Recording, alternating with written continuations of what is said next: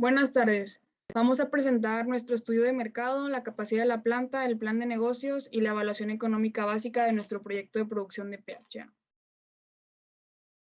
Como se sabe, el consumo de plásticos es un tema preocupante a nivel mundial, ya que los desechos del plástico generan un efecto negativo en el planeta.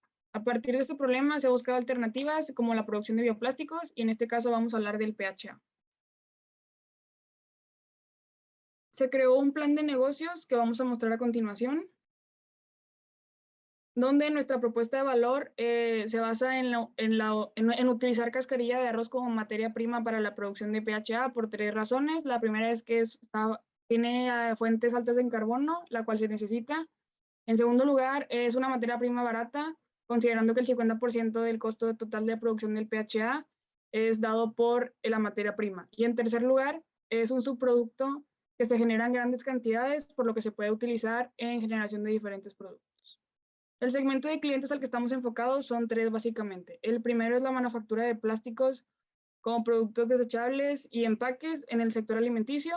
También tenemos el sector de manufactura de productos biomédicos como hilos de sutura, guantes y demás.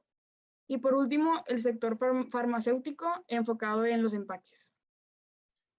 Tomando el apartado de canales de comunicación, tenemos lo que son las expos o exposiciones en un ámbito muchísimo más general. En un nivel nacional tenemos la Expo Polyplast y en un ámbito internacional tenemos Plastic Waste Free World. En un ámbito muchísimo más privado y para poder darle muestra a los clientes, tenemos las promotoras que distribuyen el producto y por último una página web con todos los datos necesarios del producto para que el cliente se interese en el mismo. En la relación de los clientes, obviamente queremos que sea buena, por lo tanto vamos a brindar asesoría personalizada y también estar al pendiente de ellos a través de un teléfono, contacto o videollamada. Obviamente queremos que nos den retroalimentación del producto y que se sientan cómodos usándolo.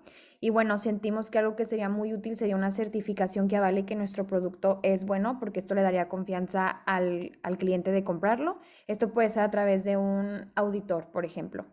Y bueno, en las fuentes de ingresos queremos que el cliente se sienta cómodo pagando como él quiera. Por eso planeamos tener diferentes fuentes de ingresos como créditos, transferencias, cheques o efectivo, en general adecuarnos a lo que el cliente necesite. Bueno, también se tiene lo que son las actividades claves y esto consiste más que nada en conseguir lo que es la materia prima, producir el PHA y pues ser proveedores de este producto ya sea al sector biomédico, farmacéutico, de manufactura, etcétera. Y bueno, esto se busca conseguirlo teniendo una buena comunicación entre la que es la empresa y los clientes. De igual forma tenemos los recursos claves y estos se dividieron en 4 secciones: en personal, infraestructura, capital y tecnología. En personal, más que nada, incluimos a todas las personas que vamos a requerir en la empresa, ya sea para ventas, compras, recursos humanos, comunicación, etcétera. En infraestructura, lo que vamos a requerir dentro de la planta, ya sea los servicios de agua y electricidad. En capital, las aportaciones de los socios. Y en tecnología, ya sea la página web para mostrar lo que es nuestro producto. En cuanto a los socios claves, bueno, tenemos 3 principales partes, que son los proveedores de materia prima, los inversionistas y los clientes. En cuanto a los proveedores, pues básicamente buscamos a las personas a quien vamos a comprarles la materia prima, los equipos industriales, los servicios, etcétera.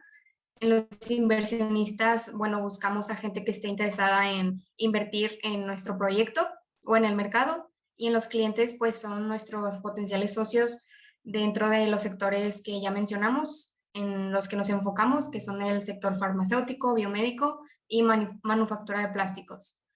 Y en cuanto a la estructura de costos, también tenemos 3 principales partes, que son los costos directos, fijos y los gastos de manufactura. En cuanto a los costos directos, básicamente se dividen los gastos de materias primas, los servicios, mano de obra, etcétera. En los costos fijos, pues son los impuestos y seguros, gastos en planta, los cuales se van a tener que estar pagando cada cierto tiempo. Y los gastos de manufactura se encuentran más o menos los costos administrativos, los de distribución, investigación, etcétera. Bueno, a continuación vamos a presentar una parte del estudio de mercado que realizamos para este proyecto. Y bueno, como mencionamos, el PHA es un bioplástico que tiene facultades biodegradables y pues En cuanto a su producción, su consumo y sus residuos tienen un menor impacto ambiental y el PHA se puede obtener a partir de diferentes fuentes de carbono, más que nada de residuos alimenticios, aguas residuales u otros subproductos industriales. Y pues su uso es casi idéntico al plástico convencional. Se puede utilizar para cajas, bolsas, productos desechables y también últimamente ha tenido muchos usos biomédicos. Y pues como mencionamos, buscamos sustituir estos plásticos para utilizar materias primas renovables y sustituir el uso de combustibles fósiles, por ejemplo, y otros recursos no renovables.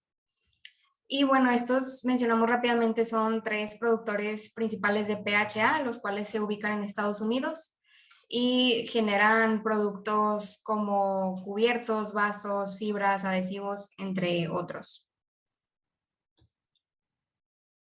Aquí podemos observar la demanda actual y la demanda futura.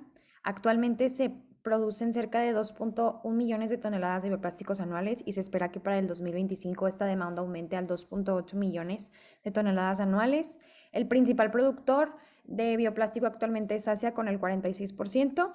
También para el 2025 se espera que el mercado del PHA crezca al 121 millones de dólares. Y por último, en México actualmente en el 2015 se comercializaron 5,000 toneladas de bioplásticos y se espera que en el mercado crezca anualmente con una tasa del 20%.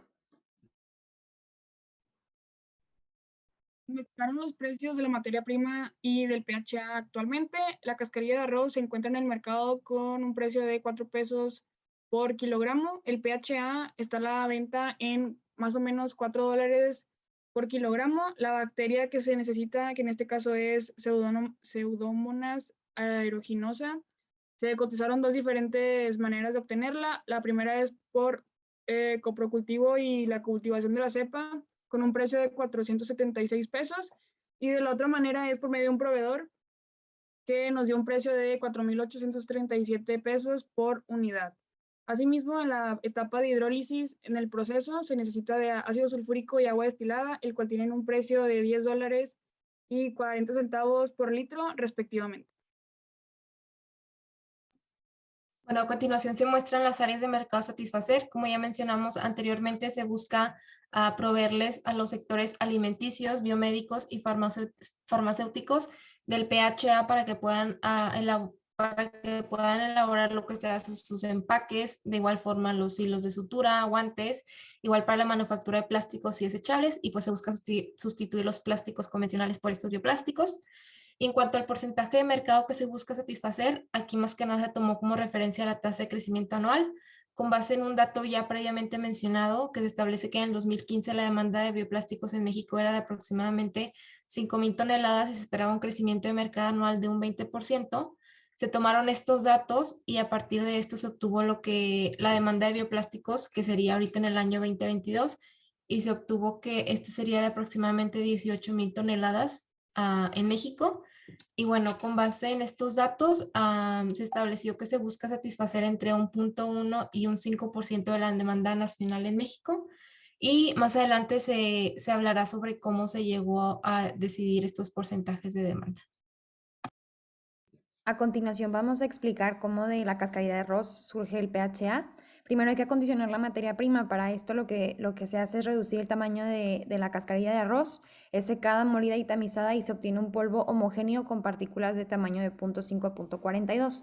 Posteriormente este polvo pasa al pretratamiento con el propósito de eliminar la lignina de la biomasa, que es un componente que proporciona rigidez a los tejidos y además es altamente tóxico y maligno para el proceso. Y bueno, esto se puede hacer a través de tratamientos físicos, químicos, termoquímicos y biológicos. En caso de que se decida hacer un tratamiento químico, se utiliza ácido sulfúrico y agua. Y si se utiliza este pretratamiento, la hidrólisis se hace en el mismo proceso.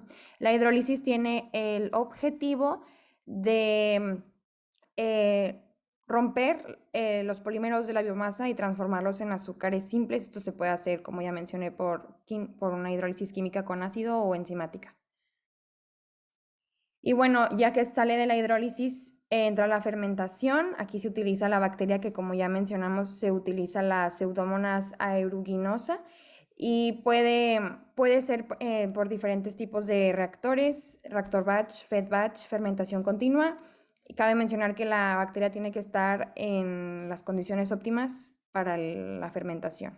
Y por último, se recupera el pH a través de un proceso de purificación.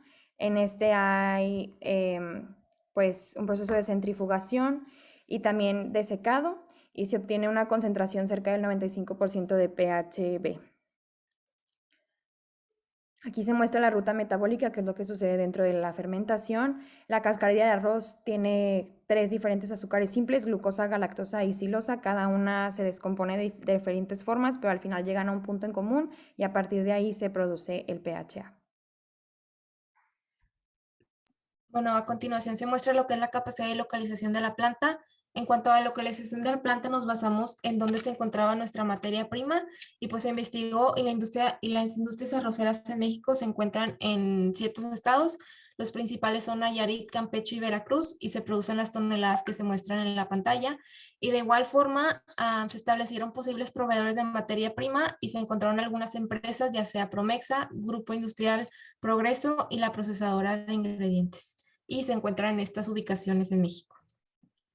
Y bueno, a partir de los estados anteriores, elaboramos una matriz de selección donde ubicamos los 3 estados y consideramos diversos criterios y en base a estos criterios les otorgamos un porcentaje de importancia y después para cada estado otorgamos una calificación en base a las investigaciones que realizamos y al final decidimos que la mejor localización de la planta sería en el estado de Nayarit.